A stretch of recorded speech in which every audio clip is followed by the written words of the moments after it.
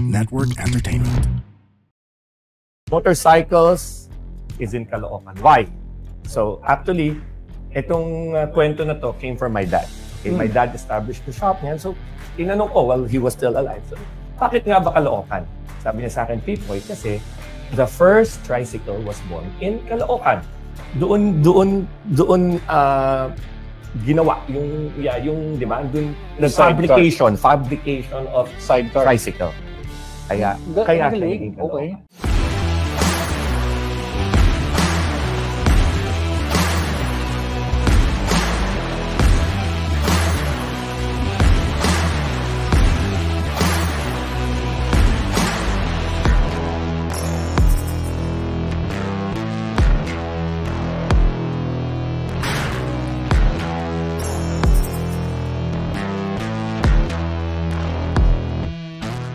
Gino Rufino, guys, dyan lang siya, chill lang siya.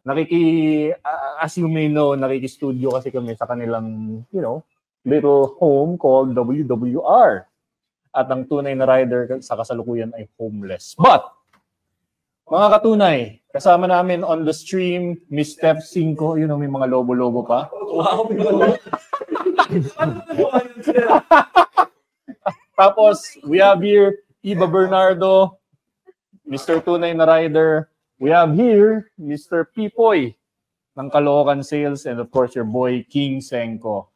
Sir Pipoy, welcome to the show. Good evening. I'm glad to be here. Thank you for inviting me, Iba. Thank you. No. I mean, we have one person to thank for this. Sino? Si Rod Chua. You know. Pakita ka lang sandali. Pakita ka lang, Rod. Sandali lang. Okay lang. Pakita ka lang. Ito, kamotor ko to since my start of riding. Rod.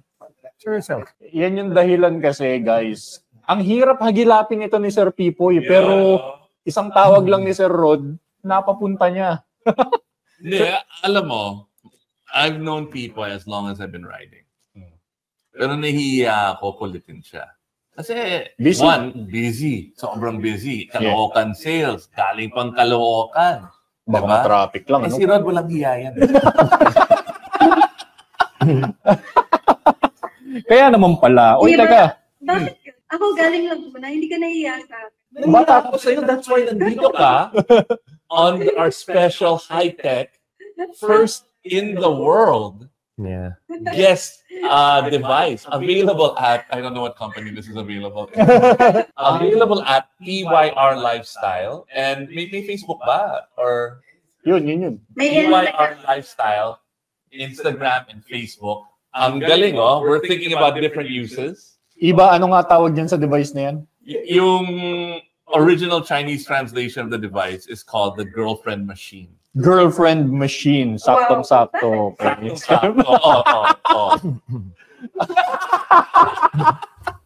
Panis. Again, thanks, Rod, for making this happen. I was kidding earlier. Pipoy and Caloocan Sales was literally the first motorcycle shop I ever went to. And for more than a decade, you guys took care of my bikes. Up until now, isang tawag lang, si Pipoy yung sumasagot, siya nagbibigay ng presyo. But now you've got multiple branches. I mean, you're organizing races now. It's awesome to see. But I started maybe 20 years ago. Yeah, okay. 20 years ago lang? 20 years ago. 20 years ago. And iconic na yung Caloocan Sales. Yeah. I agree. Alam mo, may mga tito ko sumalangit nawa. Nakabili pa ng bike bandit yun, natatandaan ko. Parang sinasabi niya ata matanda na. Hindi ako yun. Hindi ako yun. The type of bikes that yung bandit. Suzuki na bandit. Yung parang kalaban ng Super CB400. Yeah. Super 4. Correct. Okay, so let me start it off with asking, how did Caloocan Sales start? How did you guys get into the industry? Okay, so it was May 1970, yung dad ko nag-start ng business. Okay, so brief history kasi mom ko, brother niya si Triumph JT ngayon. Triumph. Oh, yeah. Honda Triumph. Sina Jason. So kamag-anak niyo? Cousin ko siya. Mother side. Ang dami mong kamag-anak. Huwag na pag-usapan yung mga iba.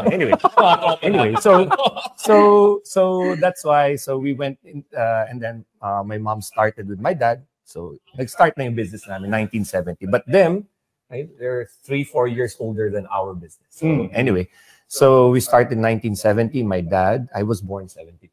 Okay, I don't mind my age, but anyway, so before I was born, may Caloocan sales. Nandyan na pala yun. Nandyan na siya. Okay. So we were doing mostly it's just Honda genuine parts, because everything during the 70s and the 80s, motorcycling was very simple then. Okay, why? Helmet nga, parang... Yeah, why? Because there was only a bike is just like a CB 750 and that's it. And wala pa yatang decent sport bike before. Okay. Wow. Before it was like a big bike and a dirt bike. Ganun lang kasimple. Like in the car, there was a car and there was a pickup and that's it. But over the years, yung consumers, because of consumer, dumami, di ba? SUV, everything in between, nagka-variety na. So everything was so simple then. A dirt bike was a dirt bike, a street bike was a street bike, and that's it. Nothing in between. You guys focused on big bikes. That's what you were known for, or it was all bikes in the beginning? Small bikes and big bikes for Honda before parts. Okay. Not dealership na Motorcycle store. No. Okay.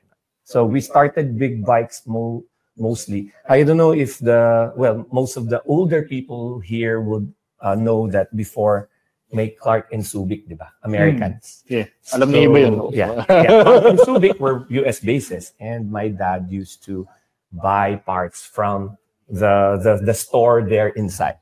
Right. Big bike parts. So like tires, batteries, parts. So kaya naging mas specialized kami sa big bike parts. Right. Question. So yung mga hard to find big bike stuff, you guys were the only ones who like si Steph, hindi niya siguro alam na may Clark and Subic before na American bases, di ba? No. Hindi. They don't know. Ikaw, King, I'm sure hindi mo naabutan. Hindi ko naabutan. 90, di ba, when they left. So if you're 80s kid, then you should know. Hindi ko po naabutan, pero alam ko naman. Yeah. Question sa timeline. Noong 1970, tinatag yung Caloocan sales. May LRT na ba nun sa tapat niya? Wala pa. LRT was 80s eh. Wala pang LRT nandun. LRT. Okay, Wala pa. but I guess the other question is, everybody knows that the heart of the motorcycle industry is in Caloocan. Yeah, so Parang meka yan di ba? Kumbaga yung... yes, di ba, Banawe is for cars, di ba? Yeah. And motorcycles is in Caloocan. Why? So actually, itong kwento na to came from my dad. Okay, my dad established the shop niyan. So tinanong ko while he was still alive. So bakit nga ba Caloocan? Sabi niya sa akin, Pipoy, kasi the first tricycle was born in Caloocan.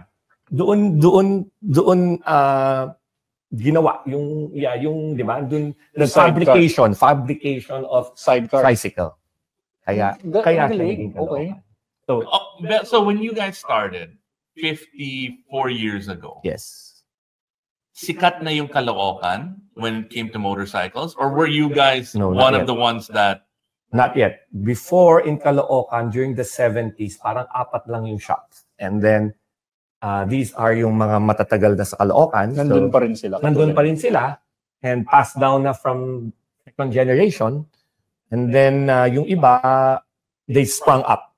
Kasi parang naging meka nga siya. So maraming smaller shops. And then before Rizal Avenue lang. And now if you see sa 10th Avenue na. Kasi puno na yung Rizal Avenue, number 1. Number 2, rent is more expensive. So dun sa side street ng 10th, dun na yung naging parang nag-offspring. Ano yung apat? What are the 4 that started? Okay, so si Triumph, kami, si Tres Hermanas, and si Cycle Mart. 4. Triumph JT, hindi yung Triumph Motorcycles UK. Triumph JT. Triumph JT, kami, si Tres Hermanas, from Rizal Avenue, then they have a new building in 10th Avenue, and then si Cycle Mart. So, yan yung talagang mga originals. Kami mga originals yan. From the 70s. Steph, baka may tanong ka. Pinafigure out ko, ano itsura ng Caloocan before? Kasi ngayon nga mukha siyang Wild West.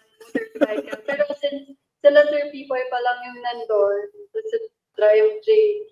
Maraming puno, Ano yung mga mansion. No, ano yun eh. Ang Caloocan is ever since is an industrial warehouses, di ba? A lot of people don't know Caloocan, behind the main street, puro mga factories yan ng mga maraming factories. Yeah. From, I'll tell you from balde to hangers, plastic, mga manufacturing, maraming manufacturing dyan. And during the recent mga 2000 ganyan, nakausap namin some of the banks there. They are the biggest yung depositor, as in cash deposit, pinakamalaki dyan sa Caloocan because a lot of industries are there. Manufacturing industries are there. Pero kung recently, yung mga yan parang na-push sa Valenzuela yung plastic. Kasi nag-move on. Pero yan ang original talaga. Diba? Manila, within Manila, yan talaga naging industrial. And then, syempre, nag-move out na. Syempre, wala na rin lots, wala na rin properties. Pero pag tumingin ka rin, marami pa rin industries dyan. Like, for example... So, until now, sir?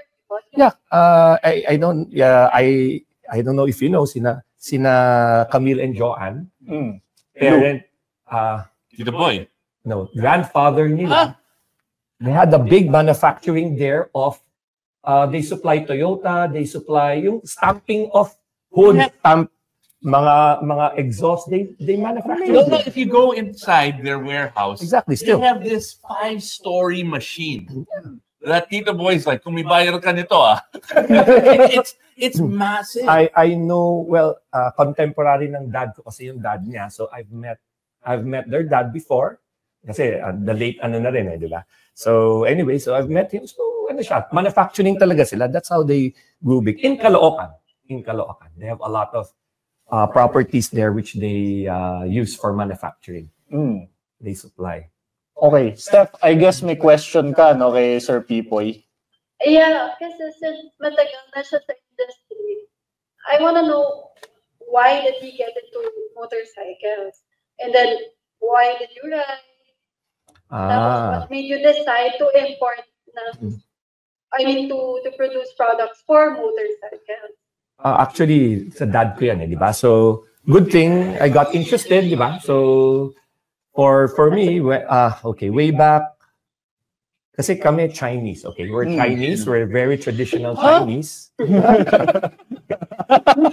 We're very traditional Chinese. And since we were grade school, dad ko picked us up from school, and then we go to the office before closing the shop, di ba? So we help, and then Sundays when open kami, we were open before during Sundays, then I used to be in the shop to help, ganyan. So grade school, high school, medyo na-train na rin kami to stay in the office, and then, but when we were young, we would just play around in the office, nagtataguan, alam mo yun, things like that. So parang naging comfortable kami, and then eventually we helped out, di ba? Si Rod, alam ni Rod yan, di ba? Yung Caloocan. So I helped my dad, and good thing after he passed on, di ba? Ready na ako, ganyan. So, yan. Pero, I mean, what made... Yeah, go ahead, sir. Nagbumotor na kayo that time? No, I started riding when I graduated high school. So, papasok ng college siya. Kasi ayoko humingi ng money sa dad ko. So, I earned na money. And the first big bike that I owned was an FZR 400, which I bought from Norquis. Before, wala pang Yamaha. Norquis used to import Yamaha Norquis used to import used bikes from Japan. So, I bought an FZR 400 from them. So, using my own money. Kasi naiya naman ako sa dad ko dati. So, I worked, and then, yun, so I had that bike. Historic, no? Oh. It's an 1987 FZR 400. Wow. I have a slightly selfish question. So you guys were the Honda official part distributor. Yeah, parts. Yeah, kami din na Triumph JT, correct. Baka may bodega ka somewhere na may mga Honda Helix at Honda Cub parts. Wala. Well, we still have a lot of old parts, but a lot of them, kasi there was a wave, the past 10 years na nire-revive yung mga old and classic bikes. May Cub ako na 1983, and may Honda Helix ako na 1986. Okay. Ginagamit niya pa rin parate. Ano yan? Parang tangke ang Helix. Yep. Parang tangke yan. So strong. So anyway, so yun, may mga old parts pa rin kami, but most of them we've sold na to collectors kasi there are a lot of collectors and they sell on the internet. Mahal eh. So for me, wala naman kaming time dyan. So there were several foreigners who who come to our shop and ask us if they can go around our warehouse. What they pick, they will buy. So that's it. So they pick. Wow. They know their stuff. They know their old parts. Question, Sir Pipoy. Yes. Bilang isang institusyon na sa motorcycle industry, ano yung nakita mong change from back then versus ngayon? Nako, super laking change. Because nung nagsa-start kami during, mga big bikes siguro, mga 80s and 90s, lahat ng tao magkakakilala na nagbe-big bikes. Maliit ng community. Yeah, maliit ang community. So pag may dumaan na motor, ay, si ano yan? Kasi kilala ko yung bike. So it was small. Hindi lang yung bike. Kasi ang hirap rin bumili ng gear. Correct. At saka yung mga helmet, ang hirap rin maghanap. Correct. So kilala mo yung tao base sa jacket niya, Correct. Yes. Sa sa forma. helmet, Correct. Yung at forma saka niya. motor. Oo. Isa lang yung mga jacket namin noon eh. Noong mga 90s, ang tambayan namin ni na Rod, Green Hills. Alam niyo yun?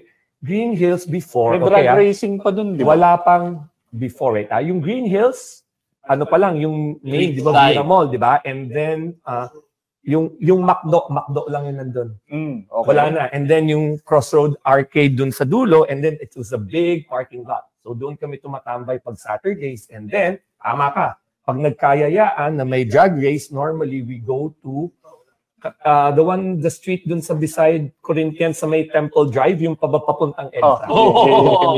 And then, pag talagang seryosong drag race, we travel all the way to Lagro.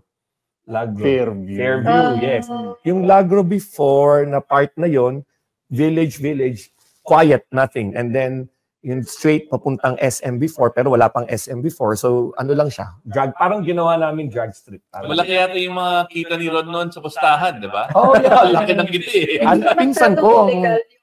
Pinsan ko talaga ang ano dyan.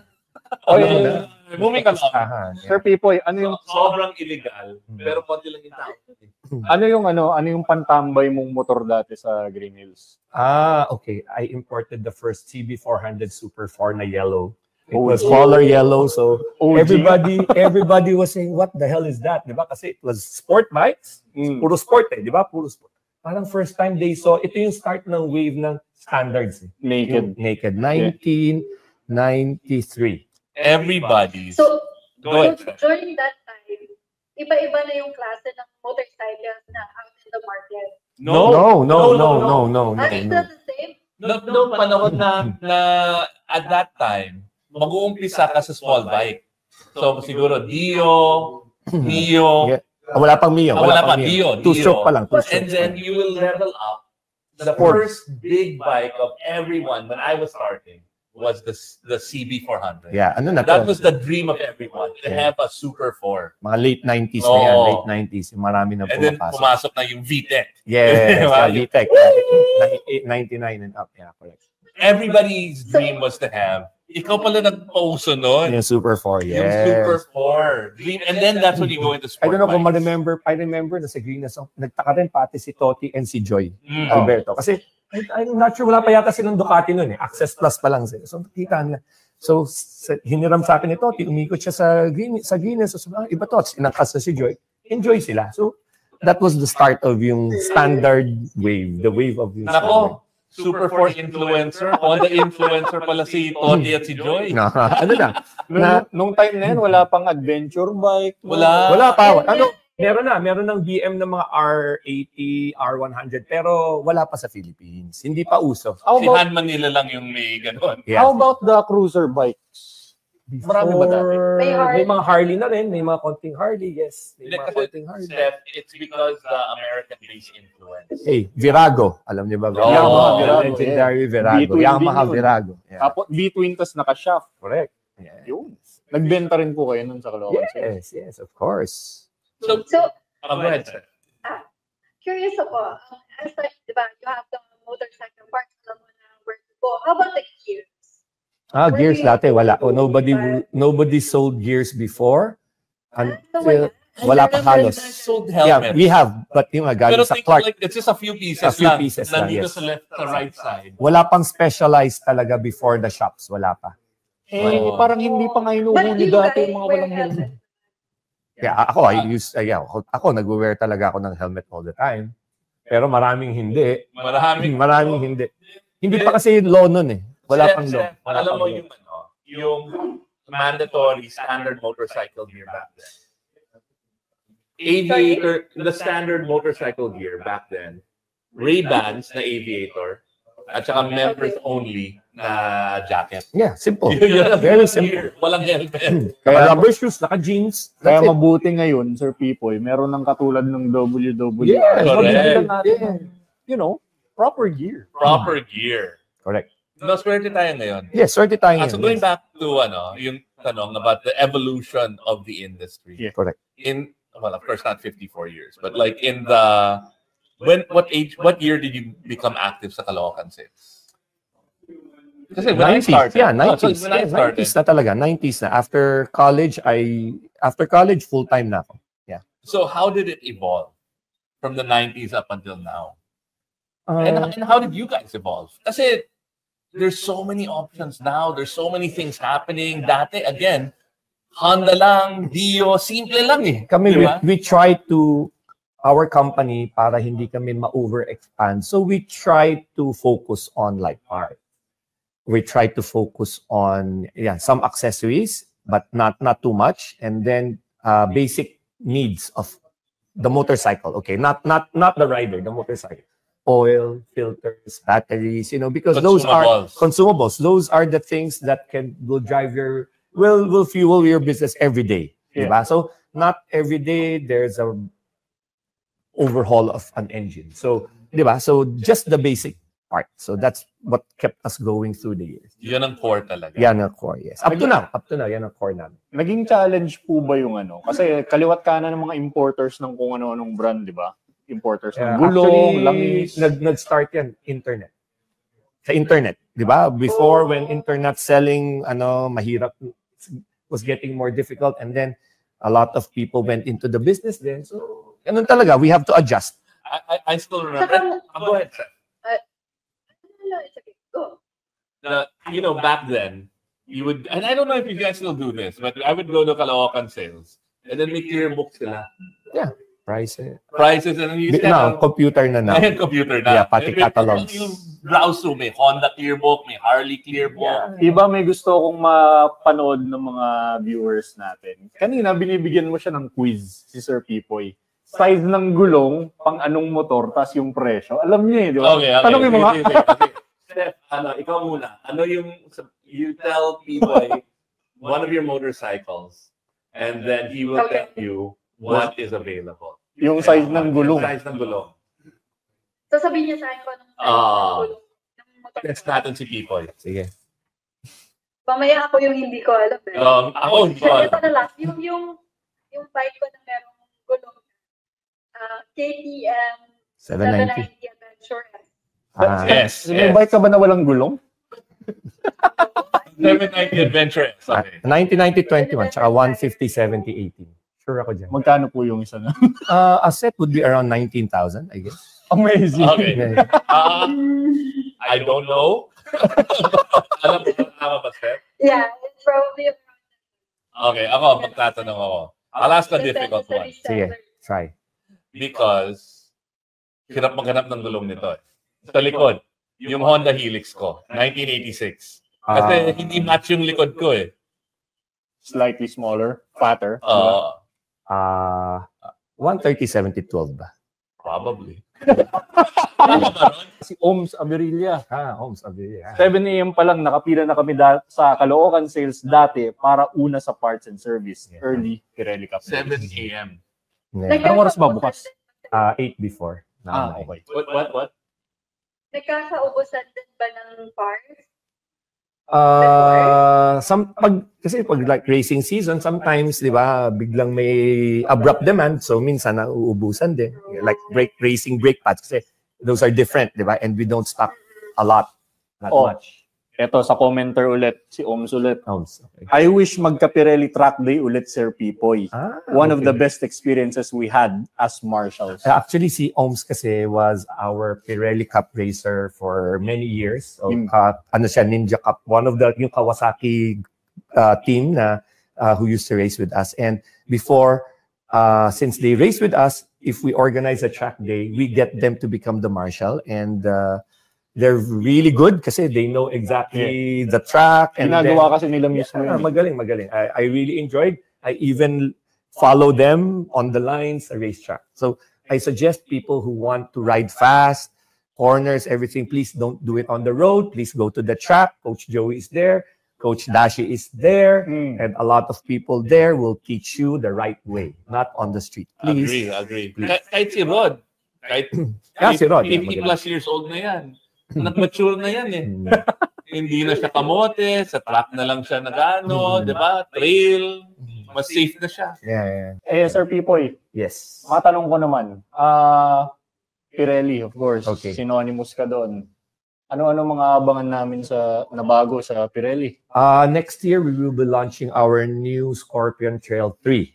Okay, this Scorpion series is dual and off-road. Okay, so Scorpion is for adventure bikes all the way down to motocross enduro. Okay, so it's a very wide range, and for big enduro and adventure bikes, we have the Scorpion Trail 2, and we will be launching the Scorpion Trail 3.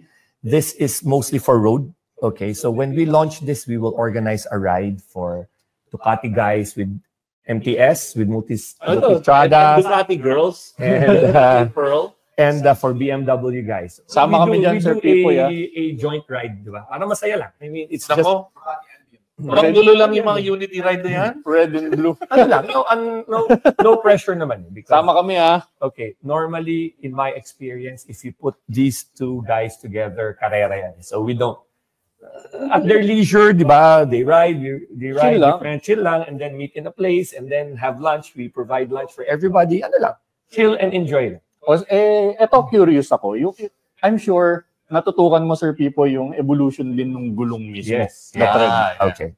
I have a good story for that. Malaki ba yung pagkakaiba ng tread dati nung 1970s versus yung ngayon? Yeah. Before, everything was nylon cross-ply. Okay. Medyo technical. Nylon. Ano yung nylon? Nylon. As in nylon thread. Nylon. Okay. Because speed then was just 100 plus, di ba? Now, with the onset of yung newer bikes, faster bikes, steel belted na siya. Parang kotse, steel belted. Okay, so I'll talk about Pirelli. Sorry, kasi Pirelli, I know Pirelli by heart. Okay, so they develop tires, okay, according to the technology of bikes now. Okay, so some people might not know that, but siguro si Totti will understand this because as you all know, di ba, Ducati and Pirelli, di ba?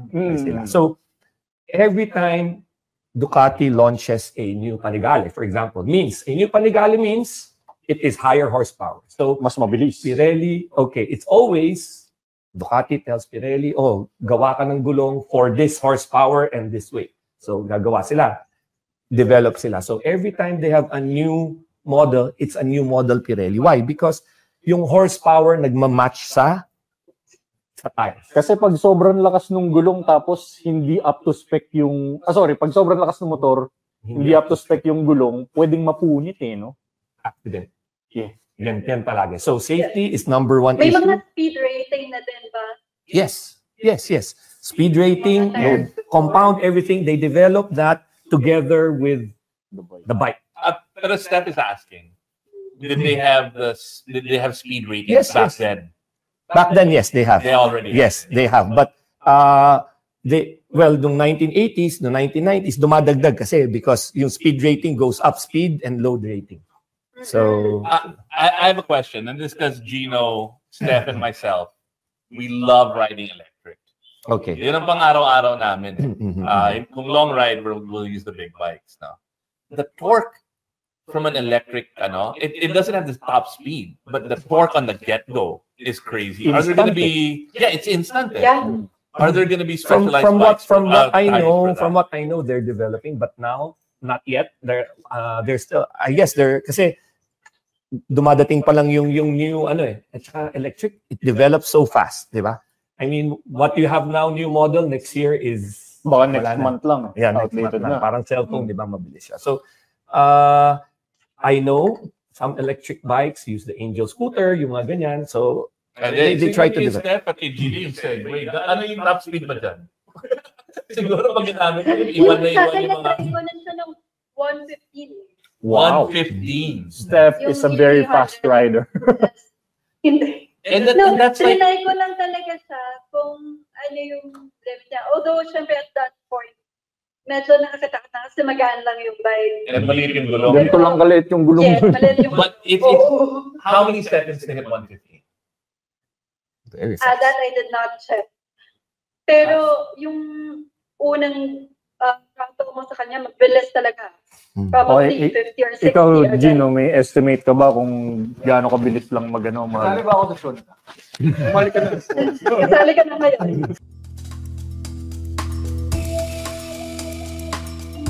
Uy! Tigil niyo muna yung pakikinig ng show na to, ha? Oo. Ito po ang The Cool Pals. Hello. Hello sa inyo, sa mga nakikinig Tumingin sa ng camera. podcast na to. Hello sa inyo. Hello. Ito po ang kwentuhang inuman lang, long table inuman, may uupong guest, at makikipagkulitan sa amin. Ganun lang po ang podcast namin. Kaya kung trip nyo makakinig ng mga lasing, Parang ayaw mo na mamilit kung gusto nilang ano. hindi, bahala na sila. Tapos pag nakinig sa atin, magre-reklamo. Huwag ka na lang makinig. Ganun ba? Papatanggal nyo sa trabaho? Hindi, nagustuhan? hindi yan. Huwag na kayo makinig! Sige. Huwag na! Bumalik na kayo sa show na! yun na, yun na yan. Huwag kayo pupunta sa show na! Ano? Pero kung gusto nyo makinig, punta na kayo sa The Cool Pwede naman. Pals. Ganda naman eh. Di ako minom. The Segway, the E300 SE with one battery, 0 to 50 in under 3 seconds. Wow. It's quick. Under 3? Yep. Oo, isang ganun. 2 batteries lang yun, ha? So if you add the other battery pa, it's even faster. Medyo grabe. Crazy. Actually, I really am looking for new tires that have that kind of capability. Because So you can feel. Para ma-maximize mo yung bike. Mas ma-enjoy mo. Kasi I don't know if globally, sorry, I'm into the tire business with motorcycles, but electric, I don't know if they've already established parang a certain standard. Yeah. parang wala pa. Parang wala pa yata. Still early. Kasi sa motorcycle, meron na established na yan. So before they come up with a new model, any model, Japanese, European, whatever, they already know the capability of the bike. They have a spec tire, load rating, speed rating, everything. At saka, And there's no global NMAX e-scooter. You know what I mean? There's no standard that Wala pa. everybody buys that e-scooter. Tsaka FYI para sa mga nanonood, ang pag-develop ng gulong hindi rin siya ganun kasimple. Yeah, no. There's the compound, there's the sizes, even yung load rating, speed Load rating, yes. Yung- And then design, kasi yung design has to be Yung- functional. yung Hindi naman water just for- dissipation. Yeah, niya, di ba? yes, correct. So yan. It takes a lot of time. And brands like Pirelli is an Italian company. So if you notice, yung mga design nila, very artistic. It's very artistic. Maganda. Artistic, di ba? So And you can I, see. I noticed that, and I don't know anything about tires, right? But when I see the Pirelli, it's like, oh, yung pogi nito sa motor. I know It's like, imagine Italian shoes, di ba? Oo. Pag naka-Italian shoes ka, parang malayo pa Anything Italian, Ferrari, Maserati, style parati. Ducati. Yan, Ducati. Ikaw, Gino, may question ka ba hanggat nandito si Sir Pipoy? I'm actually super curious, no? Because there's so many different models of motorcycles in the world, so many different manufacturers, from the parts to the tires. How do you know what to bring in, and how do you know which to have a lot, big quantities of? Like, how do you work with the dealers? Do you It work? takes 54 years of experience. Yeah, so Okay. parang that's You know the secret is, Yung forecasting, I guess, yung question niya. kasi my secret is we have a retail shop. So that's my eyes, my nose, and my ears to the market. Mhm. Okay, so we don't just do distribution. If you just do distribution, then you're blind. Yeah. You're a bit blind, di ba? So you just listen to yung whatever there is. But kami, we have direct contact with customers, di ba? We have friends, we know, and that's how I know which sizes I keep more, Kumbaga, which sizes I keep less. Nararamdaman mo na kung ano yung request parate, no? Yes.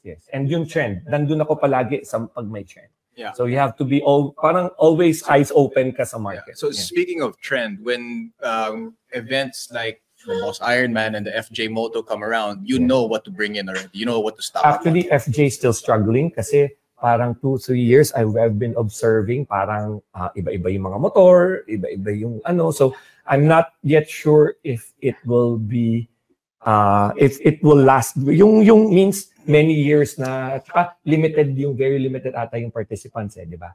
And there's a cap. Yeah, there's a cap. Yeah. And every year, I remember I always ask you participants, do you know how many % off-road you're going? So some people say 20%, some people say 30%. So, but I know from what I hear, it's a question mark. Means nobody really knows except Hindi Don siya, Joseph. hindi siya hindi siya bino-broadcast. Doon mo na malalaman Exactly. Unlike Ironman, we know it's road. Kalye talaga. Road. So we like adventure and road. So we sell more yung mga for on-road tires. Parang yun. Yeah. Sir Pipoy, natanong na ni Gino yung trend, no? Nahapyawan na natin. Ano naman yung nakikita mong trend for 2025? Kasi, di ba, ilang araw na lang, 2025 na. Okay.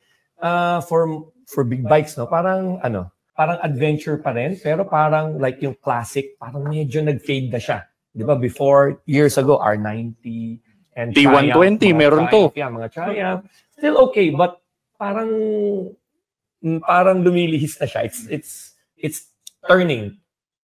So I honestly don't see a dominant na parang for myself. I don't see dominant na type of motorcycle to hit the market na talagang magiging trend. At saka sabi mo kanina, Sir Pipoy, even the big adventure bikes, medyo nagiging road bias. Tama ba? Yeah, more road. Yeah, kasi just like I mentioned with Gino kanina, no, parang even BMW, normally Germans are more conservative, di ba? Italians are more aggressive.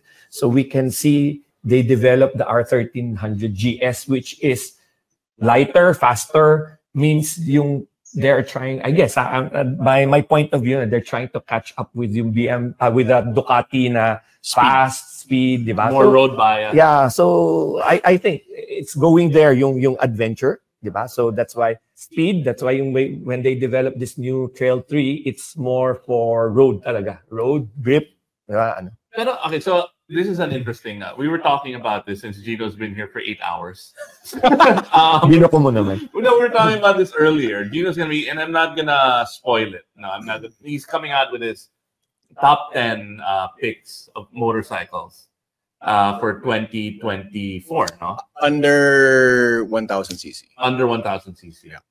And we had a... sorry, I want to specify also that I tried this year. This year. So I didn't try all of them. Yeah. Now, what we're seeing, and I'm a nabudol ako, is in the middle class, in the sub 500 cc range, there's so many exciting bikes, right? Hima, MT. Yeah, the Triumph 500.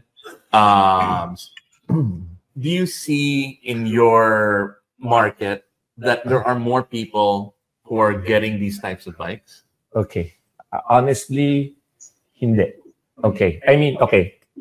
From what I see, sa economy and sa ng Philippines and sa attitude ng Filipinos. Okay, normally, Filipinos want big bikes. Normally. Filipinos want big cars. Normally, di ba? The big ones. Okay. So, the 400 class, ako, personally, I think they are the best. For our size, for our traffic, for our roads, they're the best. Somebody with money, when he goes to, like, say, a Triumph store, na may 400, 1,000, 1,200, may pera siya eh. I won't settle for a 400, may pera ako eh. Right? Doon ako sa T120. Oh, yeah. Exactly. Totoo naman eh, di ba? I don't. You know, the smaller, the more mayabang talaga. That's what I think.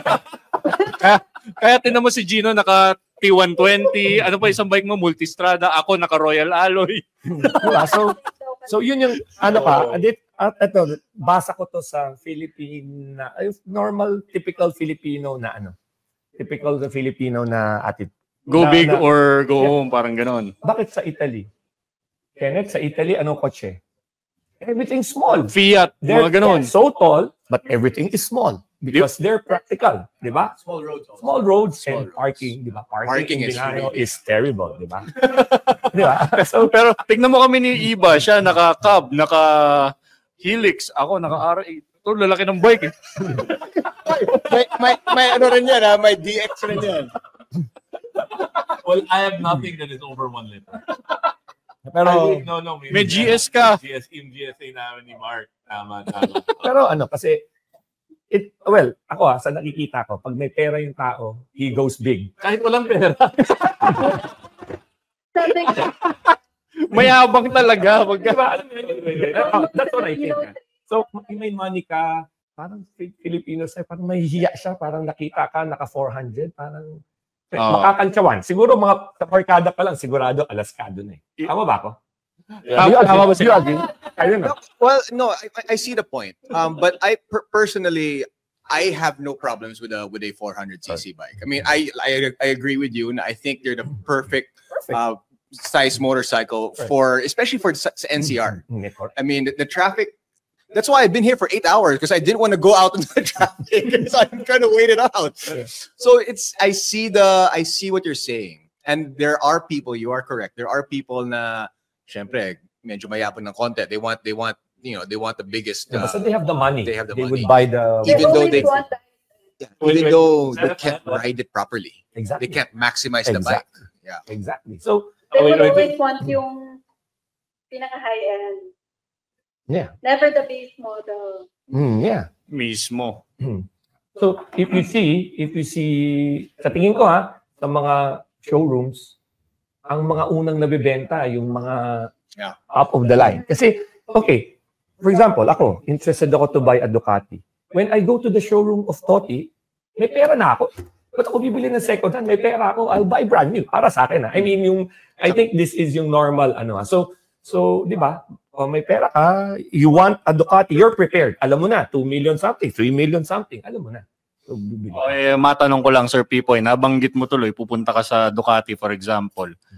50 years in the business, may nagpapakilib pa ba sa yung motor? May motor ka pa ba na parang trip mong magkaroon? Trip ko magkaroon. Yun, pag nakikita mo, medyo nakikiliti ka pa ng konti, gusto ko nun Ayoko sabihin kasi sige na.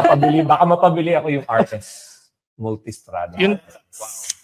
Madali na yan. Joy. Yeah. Malapit lang kami. Hatid mo na. Kasi last year, nakita ko yan. I brought our Pirelli dealers sa Ducati factory. Tinur namin. Ginagawa. Ano ba to? Dry clutch. Saka naka-red caliper. Yeah. Klase to It's honestly, of all the bikes I've ridden, it's probably siguro one of the best. Yeah, I know. Yeah. It's probably also one of the most ridiculous bikes. It's definitely one of the best bikes. Yes. Steph, kasama ka doon sa S-Ride, di ba? Which one? The RS. Andun yan. No. Ikaw lang? No, it was just me. We went to the Royal Enfield event in Marilake, and I took that bike. Sa track. Sorry, I did take it on the track. Hindi kasama si Steph noon. No, it was just Si Mark ang kasama mo nun, Mark Sung. Marilake, yes. But in the track, sino ba kasama ko nun? I don't remember. But it wasn't Mark. Amazing. Yun pala yung mga type mo. Yung 90s, nag-Monster 900 ako. The carb one pa. So that's how I love the bike, di ba? Although that time, hindi pa high-tech, carbureted pa eh. Rod, naalala mo yun, Rod, di ba? Pre-90s. 90s. Pre-Audi Ducatis. Yeah.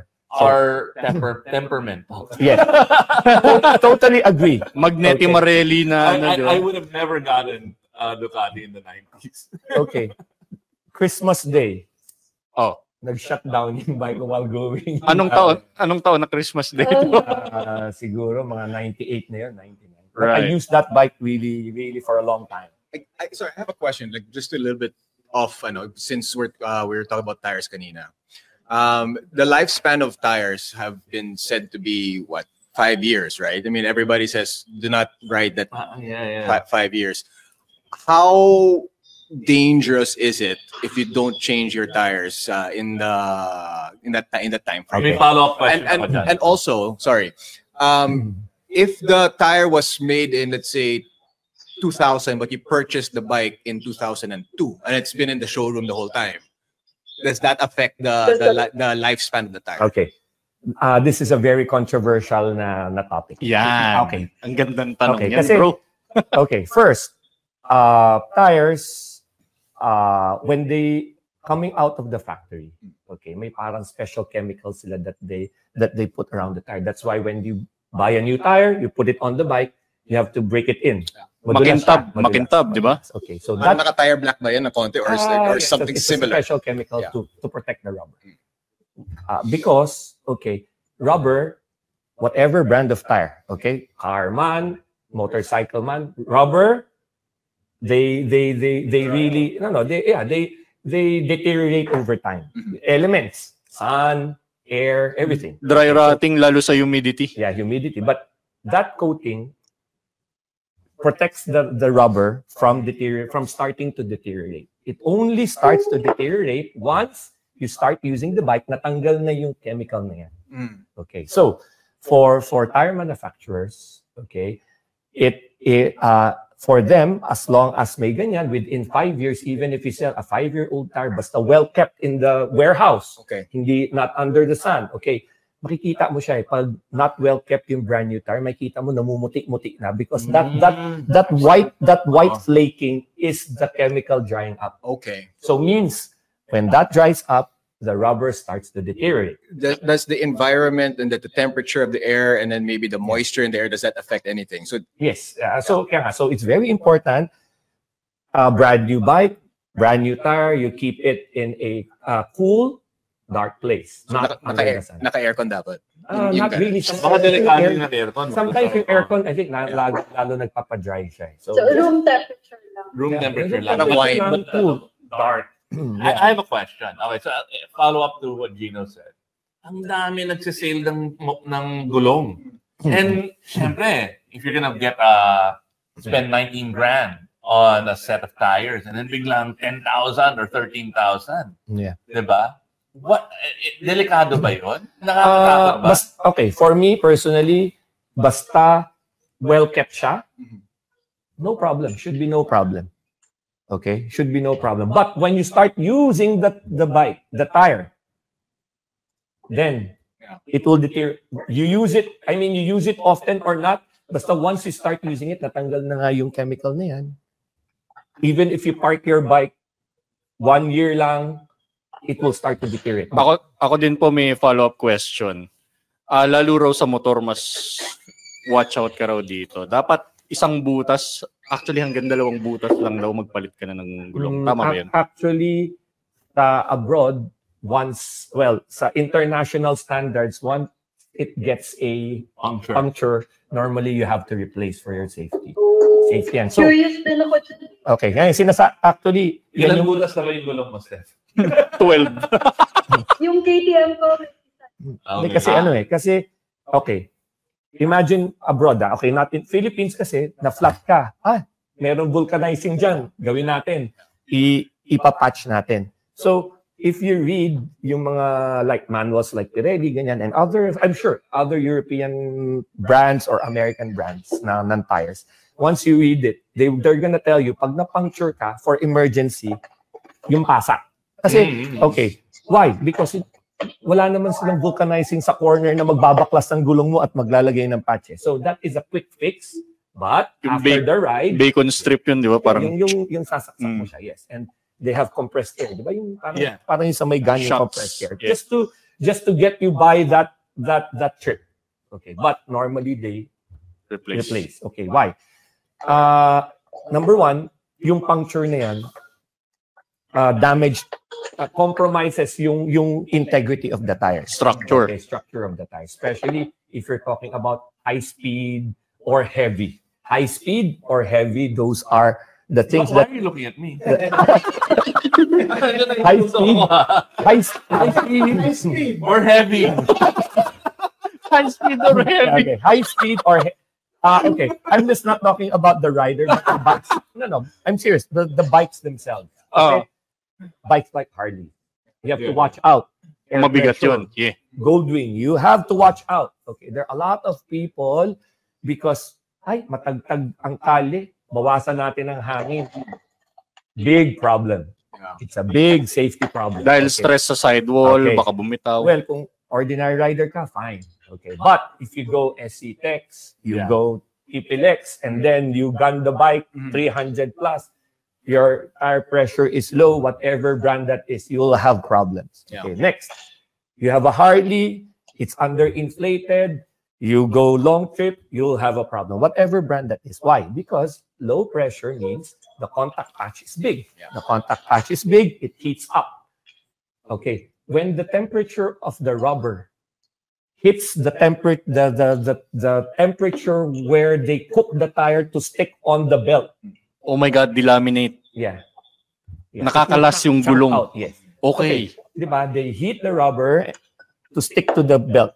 Okay. When the tire hits that temperature, it is also the time that it will detach. So imagine. Well, Yeah. I don't have that problem because You don't ride fast. no, not only that. Meron kaming ganito. TPMS. Yeah. Okay. Obo. It tells you everything, man. I have all of my bikes in the app, and it has all the tire pressure, pati yung temperature. Okay. I have a question for the three of you. So what tire pressure do you put on your bike? What do you follow? Yeah, so that's That's a great. that's actually Yeah, why may TPMS ka, pero ano tire pressure mo? Actually, that's my request because these guys have a great app now. But it would be awesome if there was a database. Once you put in the bike, it tells you the recommended tire pressure. Because iba yung iba yung one sa bigat, kung may back ride. Diba? Ako kasi I usually ask lang yung mga tech guys. I mean, kunyari, pinagawa ko siya sa MPH. I ask them. Okay. Ano bang The answer is dapat? very simple and it's Ako, Sir Pipoy, may sagot ako eh. Sila may ganyan. Ako, ang sinusunod ko naman yung nakaprint sa swing arm. correct. Whatever tire brand you use, you always follow the owner's manual of your bike. The bike. Yeah, kasi dun siya nakakabit. Or sometimes, like you said, may mga stickers sa swing arm, you follow that. Even sa kotse, pag Yes. bukas mo ng pinto, Nandito, nandun. yes. Oh. correct. Wait, but okay. Okay, I'm totally clueless when it comes to tires, and we should do a deep dive. On Yes, this kasi it's a next time. safety Part 2 ba to? Part 2 ni Sir I Pipoy? think people will want to hear that. But my other question is, you have stock tires, right? Whatever your bike comes with. I always assumed that the tire pressure is based on the tire that it came with. No. No. No. Dealer pa rin naglalagay nun. No. Okay. Tire pressure is set not by the tire manufacturer, but the motorcycle manufacturer sets it. Okay. So So, kahit ibang brand, ibang model, ibang ano. yes. Ano pa nga yan, bro? Unless it's racing. Racing means depends on, di ba, yung compound, Gino, you know that, di ba? It lower the temperature. But anyway. May share ko lang, Sir Pipoy, kasi naka-SUV ako eh. Yung may off-road at on-road recommended pressure pa siya doon sa Quiet site. daw, sabi ni King, sabi ni Steph, quiet daw. Ay, sorry. Na-realize ko, dalawa yung device. So, na-mute ko yung isa. Nag-record yung isa. No, okay lang yun. Pero yun nga, ang sinusunod ko lagi yung naka-print dun sa bike. O kaya hanapin ko sa user manual. on the tire. It's the same. On your owner's manual, sa owner's manual, it's exactly the same kung may sticker ka sa bike. Okay. So, Hindi ka JC. actually, well, sorry, advertise ko. Sa Pirelli website, meron siya doon. If you type your bike, normally they have. Oh, wow. If yung model na yun is a common model in Europe, meron sila doon. So, Right. another thing that everybody should remember, kasi Europe, they use bar. They don't use PSI. So, 1 bar is always equal to 14.5 PSI. So, you always remember that. My math pa. Yeah, 14.5. So, I teach everybody that because it's very important. A lot of accidents happen because of negligence of the owner. It's not... And a lot of Yeah. drivers don't read the manual. At saka lalo na ako. At saka isa sa pinupload ko eh. At saka isa sa pinaka-neglected na part ng motorsiklo o kotse yan, gulong. Madami ako nakikita mga underinflated yung nasa kalye. Sa tingin ko, people who are performance-oriented always look at it. their tires. Yeah. People who do commuting point A to point B every day don't care about it. Yeah. But it's very important. Mismo, lalo Kasi pag maulan, safety, di ba? Ano siya eh? it's as important as your helmet, yung tire mo, because, di ba? Yun lang yung contact patch mo eh. Yes, correct. So, a lot of people don't realize, but I think it's good to invest in good tires all the time. And you have to check your tire condition all the time. Kasi remember, we're not a car. Okay, car, sumabog isa, fine. You have 3. And you can steer. Motorcycle, sumabog isa, you have to pray. That's it. Yep. There was an instance, I don't remember what tire it was, but there was an instance I think it was an NLEX or SLEX, that the tire of the bike, it like naglobo siya eh. There's like a big zit. I know what tire that was. Alam ko yun, Gino. Naging viral moment na gulong yan. No, it means ano yan eh. What happened there? It means yung belt system niya failed. Means a lot of reasons. Okay. If we're thinking about the same brand, I think it's not all the time the fault of the tire. I think still a lot has to do with negligence of the people. Kasi kahit alam na nga ng tao yung nakasulat na tire pressure, hindi pa rin sinusunod eh. Ay, matagtag. And there was another one. I think same tire. Na may issue, pero baliktad yung thread. Parang baliktad yung pagkabit. Oh my God, pag directional yung tire, kailangan sundin mo yung direction nun. Even sa cars, ganun. Kasi magkikreate siya ng excessive heat pag kumukontra siya dun. Actually, problem ng mga Ford Expedition, yung mga E150, pag mali yung gulong mo or under, sumasabog yan ha. Sumasabog. Mismo. It's dangerous. Yeah. Okay, wait. We're getting way too geeky and I think this has to be another episode. Part 2. Iba, nakalimutan natin yung Chigi video. Okay, go. We gotta say thank you to Chiggy and we gotta react to a video. Oo nga, Ivan, I believe I sent it to our core group. Sir Pipoy, ito, tignan mo to. Cruising along si rider, ito importansya rin to ng magandang gulong. Para pag pumreno ka, kagat agad. Tignan mo, kasi sa Pilipinas, pag nagra-ride ka, yan ang mga maaari mong ma-encounter. Tignan mo. Oh my God!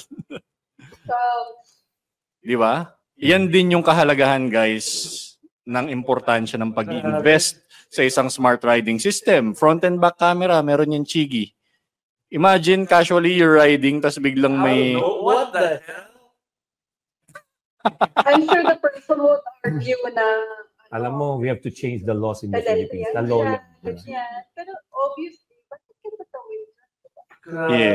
Walang tawiran ng tao. Tsaka imagine mo kung nahagip niya yun, tas wala siyang video to back it up. Kailangan talaga ng Chigi. Kasalanan niya na. Sino dito naka-Chigi? Ay, si Sir Rod bibili to. Kausap ko to eh. Sino dito naka-Pirelli? Oy, ako. Thank you. Pati yung kotse kong nasa silang. Oo. All right. On that note, pero I would just also say that one of my bikes naka-Pirelli. Love all. Yung Desert X. Yeah, of course. So, one pang performance. Yung bike ko na medyo performant, the MTS, naka-Pirelli. Yung electric, hindi. Diba? Wala pang Pirelli. Yung Triumph mo, yung Pirelli? Naka-Phantom yan. Naka-Phantom, Kung original. Yes. Fake yung Triumph. Underwear yung Triumph. Okay. On that note, Sir Pipoy, hindi namin pinalalampas ang mga guests namin dito para sa tanong na to. Para sa iyo, anong kahulugan ng pagiging isang tunay na rider? Number 1, helping people. Kasi kami, pag nag-ride kami, nobody's left behind. Talagang So we help our... Never mo nakasama si Ron? Always. Always. Kung kasama ko yan, tinutulak ka talaga eh. Hindi para, mo iwan. Para makasabay ka, tutulak. Kasi a lot of people, siguro when it comes to knowledge, hindi pa sila ganun ka-knowledgeable. And sometimes may marami silang wrong beliefs, di ba? So we try, and then, on the road, di ba? We try to help them be more safe. Actually, yun ang gusto natin lahat. Right. Alam mo, parehong... Tunay na rider has to be safety-oriented. Yun ang pinaka-important. Parehong-pareho kayo ni Tito Jimmy C. Bumili ka lang sa tindahan niya, tapos pag alis mo, may bago ka ng kaalaman na uwi. Parehong-pareho kayo. Yun. Mga katunay, maraming salamat. Wala akong listahan ng mga sponsors natin. Iba, kabisado mo ba? Well, I mean, syempre, we gotta say thank you to WWR. WWR, yes. For letting us stay here. Thank you, We'll Kenneth. never Thank leave. you. Hindi na kami matutulog. May dinner dito eh. May pizza pa. And also thank you for letting us use this and everything. The girlfriend. The girlfriend machine. That's best. Machine. The girlfriend machine. Also, we want to thank Castrol. So world #1 tayo. Gino, like the chap, Johan Zarco. Yan, tinatapan ko pala si Johan Zarco. And yeah. And Otterbox. Otterbox, Pop Socket, Ride Manila. Cardo. Yeah. Am I missing anyone? Chigi. Oh, sandali. May pasalubong ako for you. Saan pumunta yun? Nako, Anong hinahanap mo? yung medyas. Medyas, yung Dry Plus. Ayun, sige, habang kinukuha mo yan, iba. Coming soon, naawa sila kasi ang daming butas ng Medyas ni Bak. medyas ni Bak. So, Burlington gave us 27 Alam may sponsor ka na ng medyas. Wala naman siguro. Maraming salamat. So, Burlington, and we're going to be coming up with Tunay na Rider, Burlington, yung Dry Plus. Balaclavas. Gimp mask. Thank you, Burlington. And yeah, that's it. We'll see you. Rod, thank you to Rod Chua. Yan, thank you. Dito nga, hindi na nakikinig. Sabi on that note, no thank you, Rod Chua. See you next year. We out. The opinions of podcast creators, hosts, and guests are not necessarily reflective of the official stance of the Pod Network Entertainment, its hosts, or other network programs. The content created by the people behind the podcast is personal and not meant to harm any religion, ethnicity, group, organization, company, or individual.